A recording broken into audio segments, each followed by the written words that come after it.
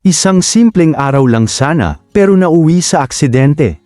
Ibinahagi ni Yasmin Curdy ang isang hindi inaasahang pangyayari sa kanyang buhay na ikinagulat ng marami. Sa kanyang post, ikinwento ni Yasmin ang nangyari. Story time, nahulog ako sa hagdan kahapon, at nag-crack ang screen ng laptop ko.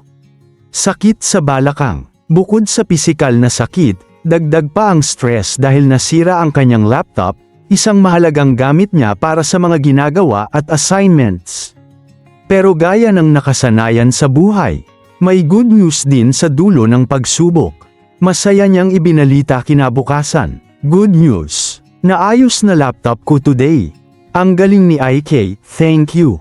Magagawa ko na assignments ko. Makikita rito ang pagiging positibo ni Yasmin, kahit may aberya. Mas pinipili pa rin niyang mag-focus sa pasasalamat at solusyon. Matagal nang mas pinili ni Yasmin ang tahimik na buhay malayo sa ingay ng showbiz. Isa na siyang hands-on mom at asawa, mas inuuna ang kanyang pamilya kaysa sa spotlight. Bagamat hindi na siya madalas mapanood sa telebisyon, patuloy siyang aktibo sa social media kung saan ibinabahagi niya ang tunay na buhay, mula sa pagiging ina, asawa, hanggang sa simpleng araw-araw na hamon.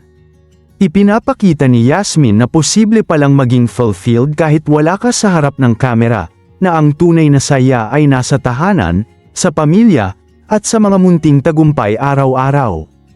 Ano ang masasabi ninyo sa pagiging totoo at relatable ni Yasmin Curdy?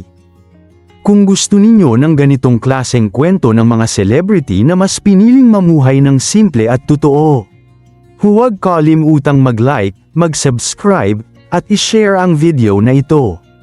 Hanggang sa susunod na kwento.